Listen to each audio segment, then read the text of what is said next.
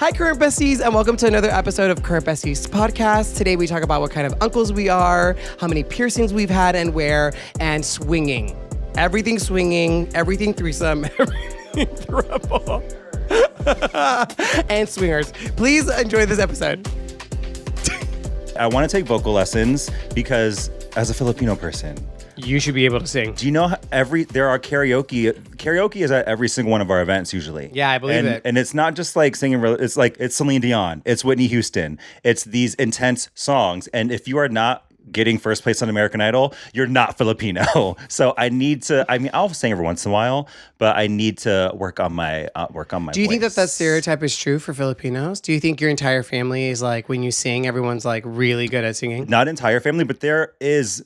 I need to like dig deeper into it, but there is a culture of like singing karaoke within the Filipino community. And so it is like a staple at our event. So that is an activity. If you're doing as a young kid singing often, then by the time you become an adult, you just like become a good singer. So of course it's not like a hard and fast rule, but I'm Filipino and there are a lot of good singers in my family. Who is the best singer in your family?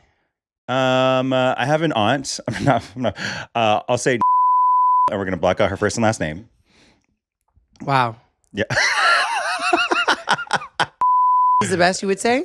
Probably, yeah. Or she sings the most. What's her go-to song?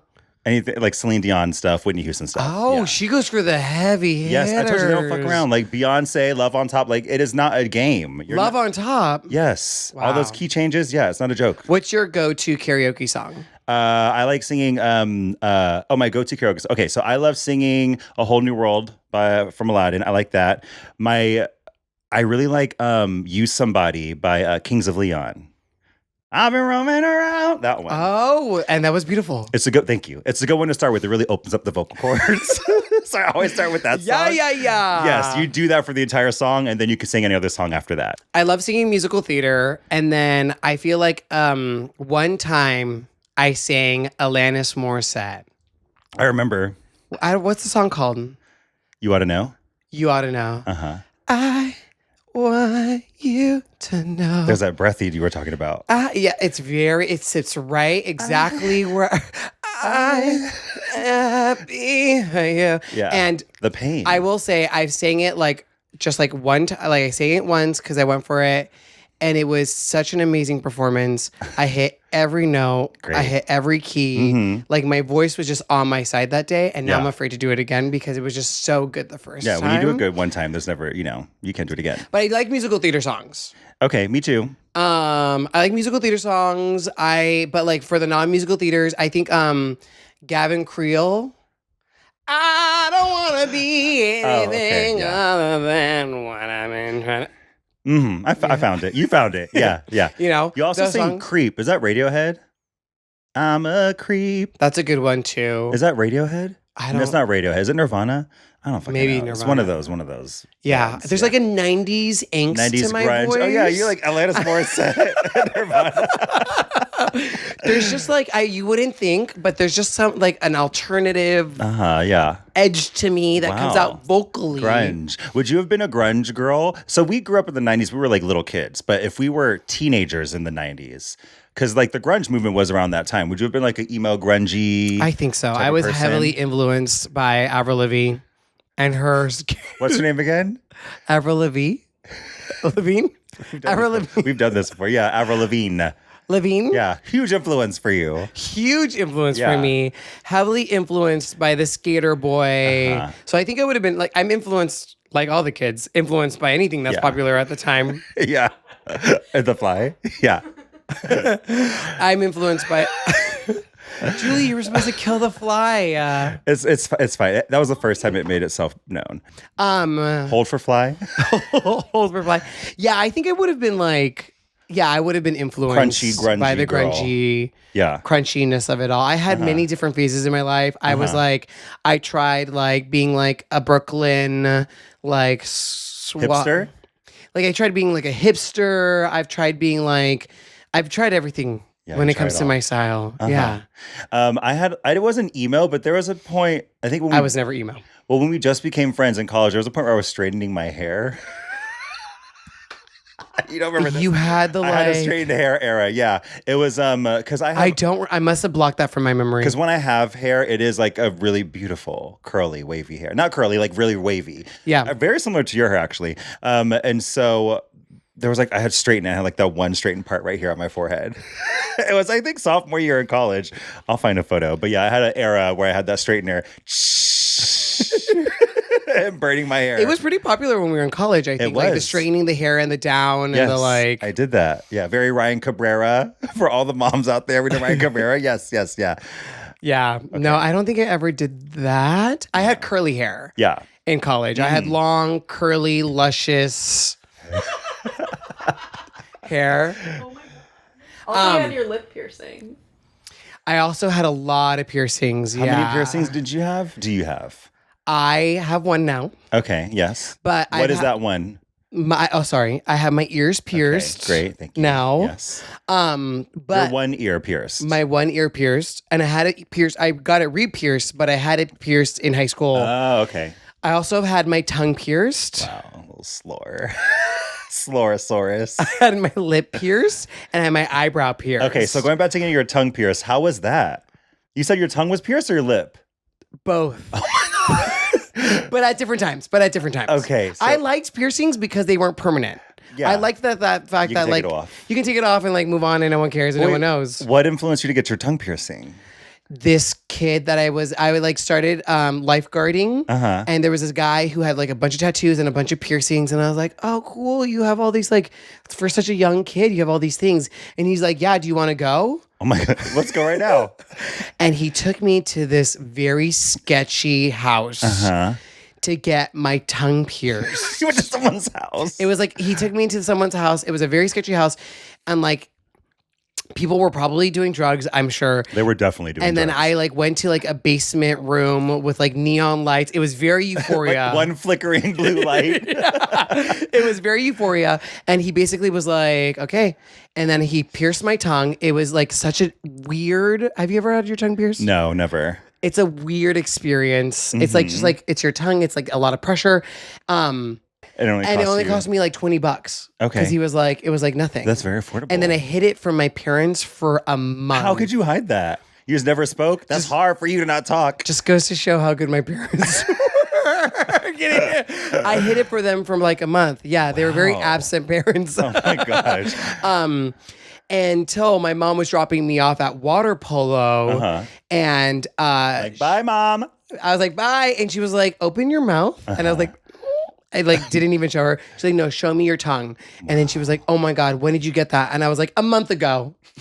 How could you not know? You blame her? Yeah. You should have found out sooner. And then you should be ashamed of yourself, Mom. I got to go to school. Yes. And then she was like, how much did that cost you? And First question. Yeah. And I was like, it was $20. She's like, oh, that's not that bad. There we go. She's like, as long as I wasn't ripped off. Okay. And then I kept it. Like for like, I think like another 6 months. Yeah. I wonder like how it came off though. Like, I mean, I was a 16-year-old kid with a tongue 16-year-old little piercing. boy. I mean, there is a certain connotation that comes along with tongue piercings, I think. And that's why I was wondering if that was like what you were doing. You think it was slutty of me? I mean, do you think it applies a certain amount of sluttiness? It was like bad boy, right? I think there's a very oral type of thing about having a tongue piercing. Yeah. That I think is what like the connotation is. I mean, of course, it's not a hard and fast rule, but I had a girlfriend at the time. She liked it. Okay. Yeah, I'm a bad boy. Yeah, I'm like rough around the edges. Like you don't know about my past. I know enough. So your tongue was also pierced and your eyebrow was pierced. My favorite was my eyebrow. I had that in college. I think I was around you when I had that around. Yeah, you did have that. You were really proud of it. And I think it was fun. I would do a piercing and then I would keep it in for like 6 months to a year. And then I'd take it out and get over it. And then the last one I did was my eyebrow. And I think it just like really framed my face really well. The lip one was okay, but I played with it a lot. So I was like, like Mad Eye Moody. Like Mad Eye Moody. Like with it. So I think it looks really weird. Oh my God. But my eyebrow, I think, just was like sexy. Okay, yeah. What have you got pierced? I've had a bunch. I've also had like some traumatic experiences. So I got my one ear pierced, my left ear. I got this pierced when I was younger, like 10 or something, really young. You've always had that in. I've always had this one. I got this pierced. And then in college, I decided to get my other right lobe pierced and then also my left cartilage pierced. Oh, wow. Which was not a smart thing to do because then both sides of your head are like, you have to just sleep like a vampire and just face the ceiling. And then right after I got that piercing, both those piercings, I went to Six Flags or something and got on a roller coaster. One of those that had one of the things that goes down like this. So both my ears were here. And I was so fucking stupid. I didn't even think about it. So you're I went on a roller coaster and then it was this. And then I couldn't hear because it was so painful. And then I took the cartilage out after that because it hurt so badly. And then I think I took my right. I think I might have taken this one out too because it just got messed up. So then I didn't wear any jewelry. And then during COVID, I had a COVID crash out where I got my nipple pierced. That's right. Yeah, because I always like wanted to do that, but then all of us during COVID, we either like started baking sourdough bread or got our nipples pierced. Yeah, I was a nipple pierced. It was either or. It was either or. And so I got my right nipple pierced. I think the guy that did it was like, I think it was just like uneven because I have small nipples. And so there was like, it didn't really go through the nipple and more through like the areola. Because that's there's nothing else for it to cling on to. Everything I've heard about your nipple piercing has been such a horror story. I feel like you've never said one good thing about your nipple piercing. Well, I enjoyed it. I liked it. You were there with me when I got it. Yeah, you were but outside. But you've never you said it's takes forever to heal. It got caught on things and would it be torn apart? So it wouldn't be torn apart, but it did it took a long time to heal. It's one of the more sensitive places. So I had to be really sensitive with it. And then I realized, here's the thing. You never realize how often you open a door and you brush your chest with the door. You just go like this and you hit it. I learned very quickly that you open a door and you hit yourself here. Is that everyone or is that just you? No, everyone. Watch. Well, you don't have a nipple piercing, so you are not aware of it, but I'm sure you open a door and you will probably hit your nipple every once in a while. And so I had it for a little bit, and all my exes thought it was really slutty to have a nipple pierced. Oh. They're like, oh, so you're a slut. Oh. And I was like, I mean, I think they're not related, but they didn't like it. They just tolerated it.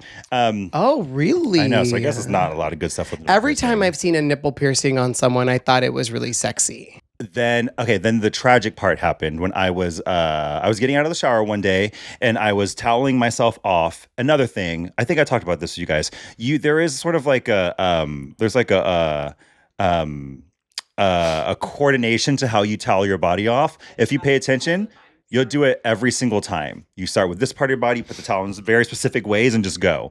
And if you're just thinking about it, sometimes just brush over a part of your body really quickly. So I took the towel around me and then I did a little trying to dry off my back motion, and I hit my nipple piercing. Sorry, spoiler alert. Trigger warning. I was like, there's no way I did not just rip my nipple off because it hurt so bad. So I didn't look down. I'm not even kidding you, for like 2 minutes. I just stood there like this. Bleeding. But there was no blood. I looked down and it popped out. Oh, it just but it hurt out. So the little ball came off, but it hurt so badly. I was like, we are done. It didn't bleed. It just was pain. It was just really painful. And then you took it out. And I took it out. I was like, I think we're done. I think we're done here. We did it. Yeah. Yeah. I had a good time. I feel like every time you've talked about your nipple piercing, you've only had bad stories about it. I enjoyed wearing it. Wait, going back to the shower, how do you exit a shower? What is your routine with the towel? Do you squeegee? Or do you squeegee your body or do you not squeegee your body? So I stand in the shower first. I get the towel and I start drying off my body while I'm still in the shower. Because there's nothing worse than a wet body stepping out of the shower, getting all over the floor. Ew, gross. So I'll do my head or hair, whatever is available at the time, get the top, and then go around the back, do a little dance. So you don't squeegee? What is squeegee? What are you talking about? Squeegee is where you take your hands and you basically take the liquid off of your body first before you even introduce a towel to the process. You pre-dry your body? Yes, you squeegee your body. So you take your arms and you basically get as much water off as possible, kind of quickly, and then you use the towel to get the rest off. No, I just use the towel. The towel is so absorbent. You don't squeegee before? No, I don't do a pre-dry. Do you squeegee? No, but Kyle does. So it might be a body hair. I don't know. No? Maybe. Yeah, maybe it's a body hair thing. Kyle, Julie's husband, has a beautiful body. and he has some would call a hairy body, or like, would Her you call him a suit. hairy body? He has more hair than me. Her suit. Yeah, he has more hair than her, and he squeegees. Okay. I think Kyle probably has a little bit more body hair than I do. I haven't seen him shirtless in a while, but I think the last time I saw him, Was a hairier fit. or maybe we're about the same kind of hair, and I like to squeegee. I think he's hairier than you. He's hairier than me? I think so. Yeah. Okay, he's hairier I've than seen me. both of you. Yeah, he's hairier than you. Okay. Julie has seen both Kyle of us. and then you, and then I'm not as hairy. And so I squeegee, but I also like to squeegee because then it makes the towel less like Less wet, less damp. yeah, because then it's like Well, I guess if I have You more know what I'm body, saying? I mean, I never thought about it because I didn't do that. I never do that, but I don't know. That makes sense now to do a squeegee. But I'm not that hairy. do you so I have don't- chest but like chest hair? very, very little? Not that much. Yeah, you don't have that much hair. No, I'm not very hairy. No, not that Wow. much. No. It's there. So maybe you don't It's have very maybe you don't know infrequent. how to squeegee. Yeah, I'm not I very find hairy, it kind of yeah. nice because then like I don't know. There's something about getting the towel like damp, like that I don't like. You don't like that feeling on your body of like super wet. I just think it's just kind of like it's not even like an intense thing. It's just like a brush, towel. Okay. Yeah. I mean, But I agree. I think like get the towel before you get out of the shower. yeah, there are people that step out of the shower and get on the little, what's that called, the little rug outside the shower, and think that the water dripping down there, it's just it's fine. But then you go That's step, trashy. and then you go step on that towel, another person, and it's wet. That is so gross. That's trashy. I That's don't like trash that. behavior. No. Trash. Garbage behavior. No, I don't do that. Ew, nasty. Have you seen the video, speaking about moms, those videos of like the mom influencers and Mom talk? Mom talk, but it's the ones that like their their alarm clock goes off at 3:30 and the tripod's already set up and they're getting out of bed like, and you see them like grumbling to the closet and they go to the camera. Good morning. Yes. Good morning. We have a busy date. And they have their poppy, their soda at the beginning of the day. We have a busy day today. Brinley has to go to school early, but before she goes to school, I got to work out. There's something kind of addicting about those videos, It's and I very don't know addicting. what it is. Because it's the artifice of the fact that you are complaining about getting up early and taking Brinley to school, but you got up and set the tripod in all these different parts of your house to record this video talking about I'm so tired. It's like you're not. It's a show that you're putting on that I'm addicted to. I don't even think it's the fact that I think it's artificial. I just think that there's something interesting about time and people doing things that I find fascinating. Relatable? There's something about the fact that it's like, oh, they got up at 3:30 and then they're in their car at like 3:45, and I can't help but like think to myself, is that a realistic amount of time? Like, Yeah. could I get into the car that early? I don't know. There's something about like the time stamps of it all that I'm Yeah. like, oh wait, how are you already like? For me, they'll have like everything done within 30 minutes, and I'm like, Yes, they've made Wait. breakfast, eaten breakfast, put on their clothes for Pilates. Yeah. And on the way to Pilates class, I can't get out of bed in 25 minutes, and they're doing all that, which I guess mom's got. there's stuff to something do. about it that I find fascinating, but there's also something about it. Well, people go okay, so like in my running videos, I will do like Come with me. timestamps, come with me vlogs about like my runs, and people will think that they're fake because it doesn't like I don't sweat a lot in my runs. So it's like, how are you still talking? How are you still talking so well?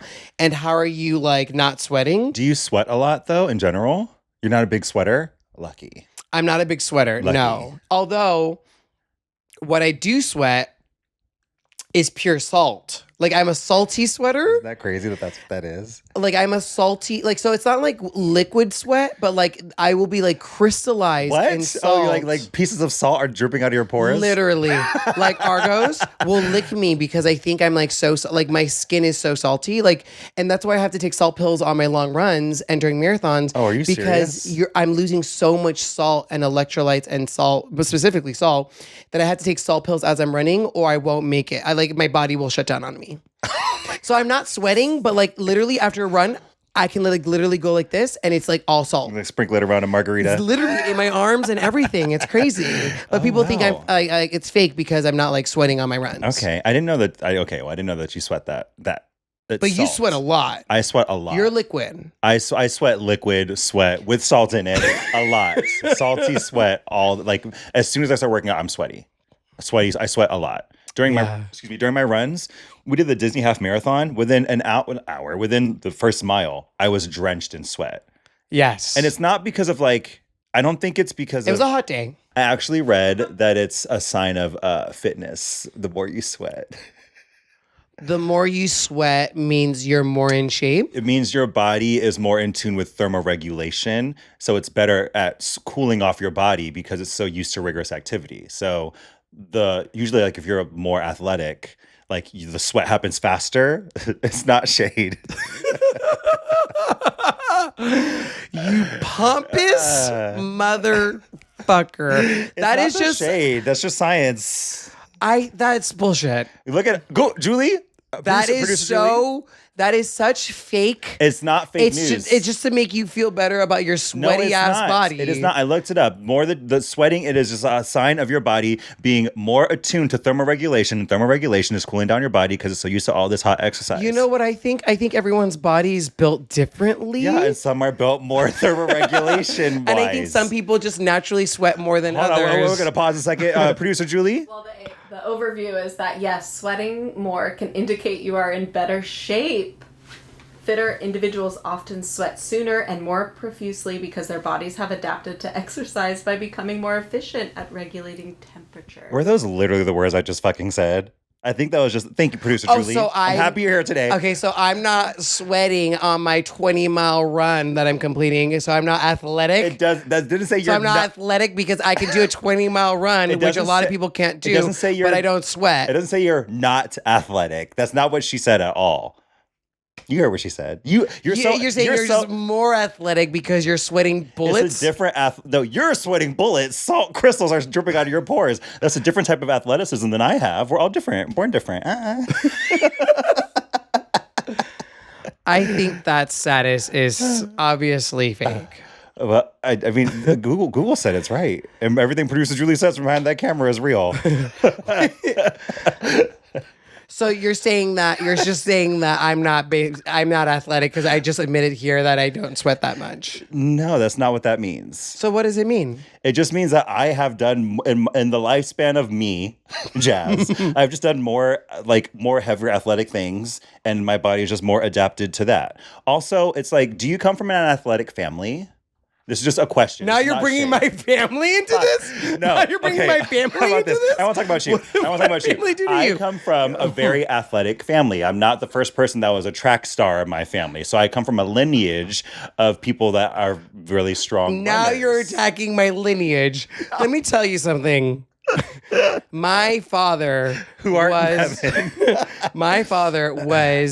a soccer star. Great, this is the question I asked. Yes, a soccer star all throughout high school, and could have probably gone professional if he wanted it, but he got injured. Okay, so yeah, I do come from an athletic background of runners and Soccer players. Great, yeah. Yes. Yeah.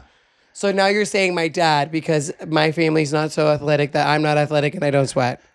I didn't say any of that. I was talking about myself. How do you feel about your triathlon coming up? Great question. I'm very concerned. I'm very worried. Speaking of athletics, I'm very scared. Because the triathlon for me, easy. Oh, are you sure? Easy. Swimming? Okay. Yes, done. You can swim, yes. Running now, amazing. You forgot the bike. Biking, I haven't done, but that's the easiest of the three. You've never ridden a bike before? I've ridden a bike, but I'm just saying it's the easiest of the three. How do you know it's easy? That's very rude to bikers. That's the easiest of the three. You've never done it. You never done it before? I just think logically, it's not that hard compared. It's riding a bike. I will say it is easy of the three. I just thinking if you're thinking about the threes independently, I feel like riding a bike feels like the easiest to pick up. It's like riding a bike. There's a whole fucking phrase. Yeah, you don't say it's just swimming in a lake. Yeah, it's just like swimming. Yeah. But I am a little worried about it only because, I'm not. Here's the thing. I do have a triathlon coming up in about 3 weeks. Yeah. I'm worried because I don't have all the gear I'm supposed to have. It is a very expensive thing. I need a wetsuit. I need a triathlon suit underneath. I think I might need to buy another pair of running shoes. I think I also need to get a bunch of stuff for my bike still. And I don't have any of that shit. So do you have to get your own bike? I have a bike, and I think it's going to have to do. But there are very specific like $4,000 bikes for triathlons, and I'm not spending that money. But I have a lot of things I need to purchase, and I think that's giving me anxiety because I don't have all my gear yet.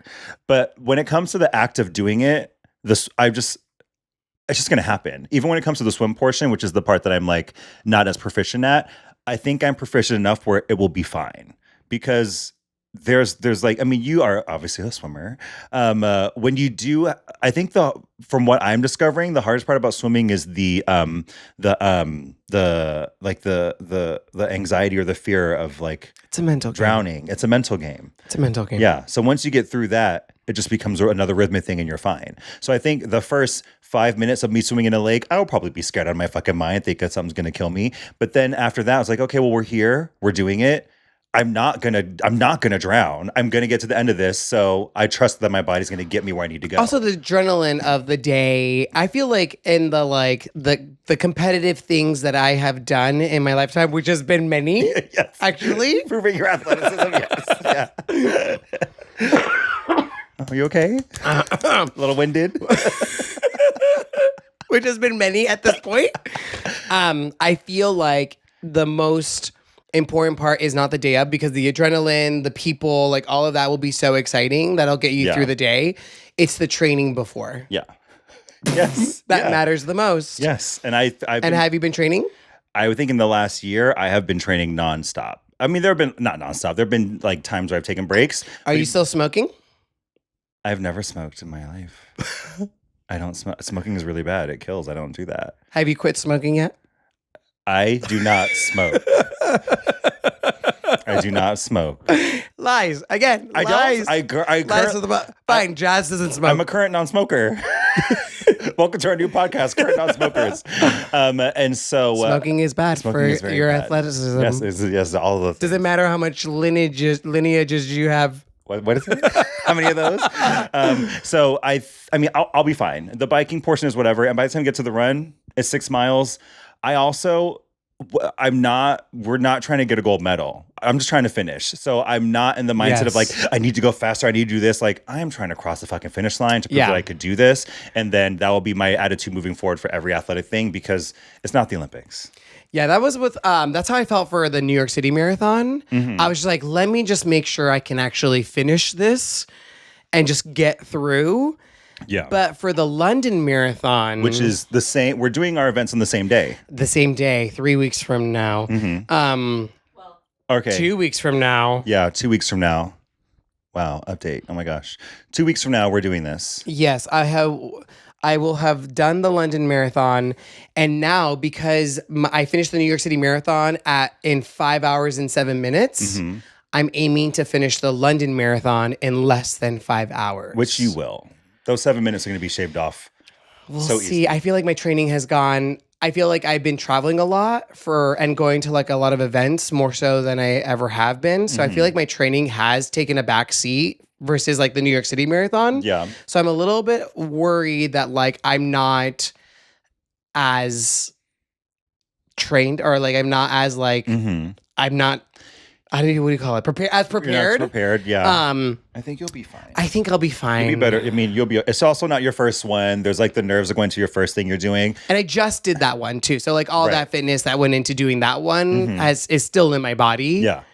You'll get under 5 hours. 7 minutes across the span of 26 miles. That's like 20 seconds less than that per mile or around that. You can do that. I think so. They also say that it's flatter and like less hilly than New York, so it should be easier to hopefully get a better time. Are you going to go for the 7? What's it called? The 7 wonders of the world? What is it? The 7 marathons of the world? Yes, the 7 majors. Yeah. I mean, if they'll have me, I think so. There's what is it? It's London. It's New York. 2. Boston. Australia. Sydney. Right? I don't know all of them. There's one Boston, in Germany. Berlin. I think there's one in Tokyo now. Producer Julie. What are the 7 majors? Okay. 7 world majors. Tokyo, Boston, London, Sydney, Berlin, Chicago, and New York City. Oh, pretty much that all. Oh, Chicago. Chicago, yeah. Should I do Chicago? I mean, yeah, you should do it. You should do but you have to do it within a calendar year. No, well, you just do them. Oh, okay. You just do them all at like a certain amount of like. Okay, you can do that. If you do them, yeah. You can do that. I have a question to ask you. Mm-hmm. Do you think you're more of an end table person or a middle table person? What is the difference, and who are you? Okay, the difference is an end table is a person that they're like it's more of like a command, not a commanding. Do you understand when do you understand the question? Sitting at the end of the table, sitting in the middle of the table. Yeah, Correct. I got those English words you said. Correct. So the end table person is more like the head of the table. It's like it's interesting because an end table person, you would assume that they have more like the commanding role, but they're actually a little bit more passive.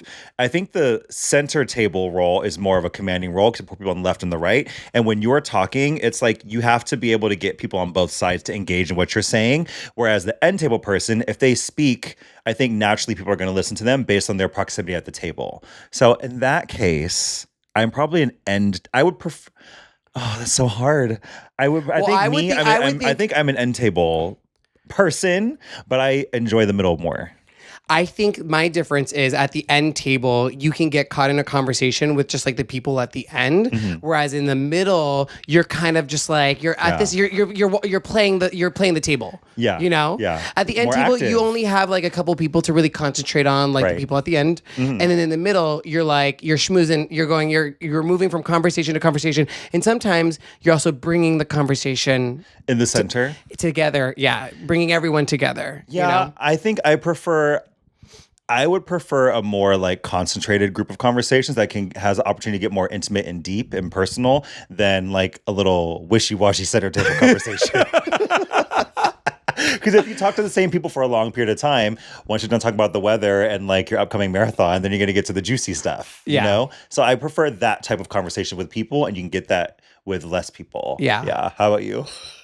I'm Jesus. Put me right in the center. Oh my God. Jesus. Put me right in the center of that table. I got everyone. I want all the stories. Okay, yeah. I want all the things. But I do think, okay, this is my theory as well. I think middle table people are really good end table people, but end table people are not good middle table people. They're not necessarily good middle table people. I can see that. Do you know what I'm saying? Yeah, I get that. I agree. Yeah. Yeah. Yeah. What made you think of this? Like, was there a poster of Jesus in that? Kyle. Julie's husband, Kyle. We just went to birthday dinner for his birthday, Kyle's birthday. Kyle's birthday. Yeah. Squeegeer, Kyle's birthday. The squeegee. The human squeegee. I think he taught me about the squeegee method, actually. Oh, he did? Yeah, I think that's where I got that from, was him. Anyways, we were at his birthday dinner. Oh. Okay. And yeah, he demonstrated. And this is how Let me show you. Anyways, we were at his birthday dinner the other day, and we all sat in certain sections. You were at an end, I was at a middle. Yeah.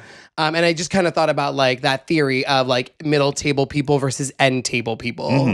And that's what made me think of it. Yeah, and in that moment, like end table people, like you have more opportunities for like a breakout conversation with just like one person, which I do like that. I don't like getting too deep. I don't like a heart to heart. I don't want to hear about it. Like you do that. I love a heart to heart. You will like have a deep conversation with someone at the end of the day. Get really get to know someone. Yeah, Allison loves that too. And Allison loves like a side conversation. Allison loves a side conversation. Loves like a we're having like a deep moment right now. And we had that, and I'm not going to tell you what we talked about because it was very personal. At the same table that we were all at. Yes, yeah, same table. No, yeah. I like a middle. I'm like, let's just hear the superficial stuff. Keep it nice and fluffy. Why is that all you want to talk about? No, why is it that you don't want to have any like deeper conversations about things? You know what? When I had a girlfriend in high school, I got really offended because she was like, "You're not really good at one-on-ones." Yeah. You agree with her? You just said it before, but yeah, go ahead. It's not that I'm not good at it. I just prefer like bigger groups. 4-on-1s. I just think it's more fun, and also takes the pressure off the person a lot. I think it takes the pressure off the individual to like keep the conversation going, to have like follow-up questions. Like it could be like a conversation that's happening with multiple people where I don't necessarily need to speak the entire time. I can listen. I can hear people's thoughts. Yeah. And then I can chime in when I feel like I have something to say. But with a one-on-one, it's kind of like a back and forth. You have to be like listening. Listening. You don't like to listen? You just want to. I think, is it because you just want to be it's like just more energy. Is it because you want to be talking and you just don't want to I be just said that I like to sit back and listen.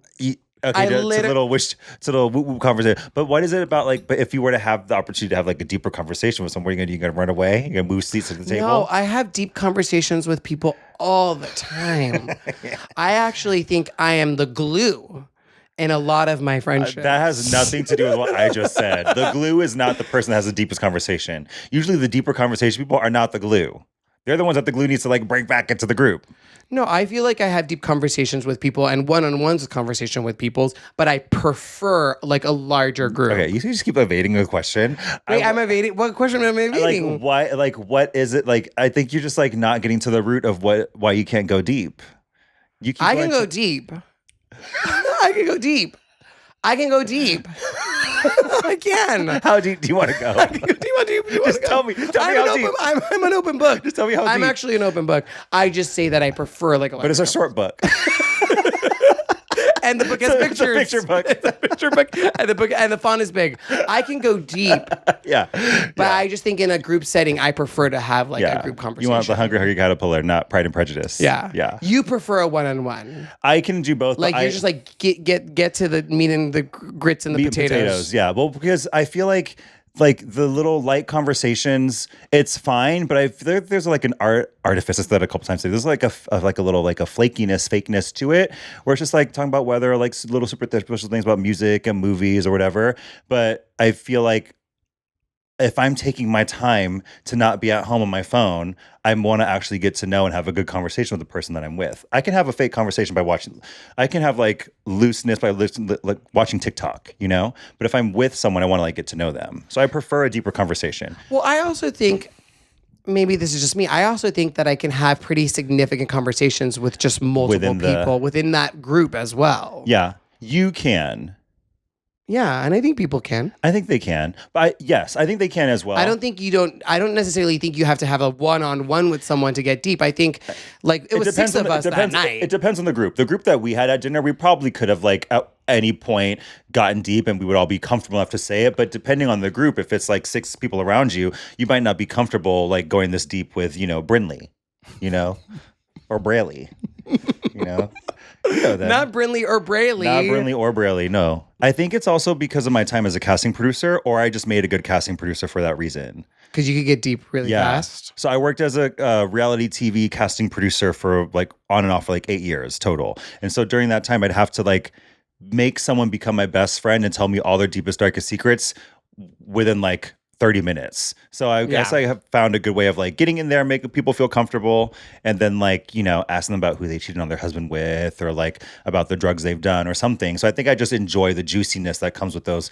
conversations because it was part of my work for so long. So I think I'm good at it. Speaking of which, do you watch The Secret Lives of Mormon Wives? No, but I know you talked about it. I just feel like I should watch it. I just caught up. Mm-hmm. It is insane to me the amount of drama these girls could have in a very short amount of time. Yeah.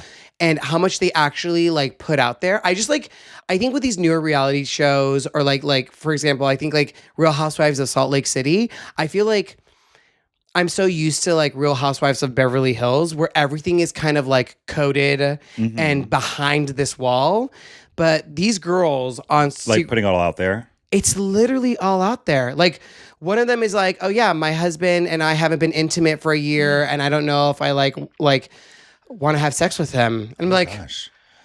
This is on national television. Like it's just so vulnerable. Mm-hmm. So the Mormon Wives, is it a guy like they're like a guy that has multiple wives? No. I don't know. That's not Mormonism, is it? That is. Yes. Polygamy? Polygamy is polygamy is like a thing of Mormonism. Okay. I don't know how prevalent it is now. Yeah, it's like a specific sect of Mormonism. But it is like something that way. It was like, a man with multiple wives. Okay, but not these girls. These girls. No, they all have one husband. Okay. For the most part. All their marriages are falling apart. But it is about different. They basically were invented mom talk. And that's where it comes from. And it's like these Mormon wife influencers who then had a swinging scandal and now have their own reality show. Swingers. But the swinging scandal is like nothing compared to like what has happened over the last 4 seasons. Do you know what are the signals for swingers? An upside down pineapple. Yeah, upside down pineapple. That's the swingers code. Oh, you learned it from the show? No. I just know on You just know it? On Yeah. cruise ships, you can put an upside down pineapple, and that means swingers. Technically, all of the girls on the show don't swing. I think it was like only 2 of them that were Okay. involved in the swinging scandal. Yeah. But because of it, they got really well known, Upside and down the pineapple. show. Have you ever encountered any upside down pineapples? No. No. I No, but I feel like, I mean, you know this story. What? I had a couple of regulars. Have I told this on the podcast before? No, in our 11 episodes, and then you haven't talked about what's coming up. There was a couple that used to frequent the restaurant that I thought were swingers, and I thought they wanted to invite me into. They took me out on a date once. Put you on a swing. They took me out on a date once, or for dinner, I should say, not a date. They took me out for dinner once, and I thought they were going to invite me back to like have a little moment with them. Swing set. Would you do that? I was so down. Oh, you were down? When we went out when we first started the dinner with this couple, I was like, how do I let them down easy? Like, how do I like tell them that this is probably inappropriate for me to like hook up with people that come to the restaurant Well, then all how the did time? they win you over? I mean, they were ordering all the best entrees. They wine and dined me. Yeah. The drinks were flowing. The conversation was good.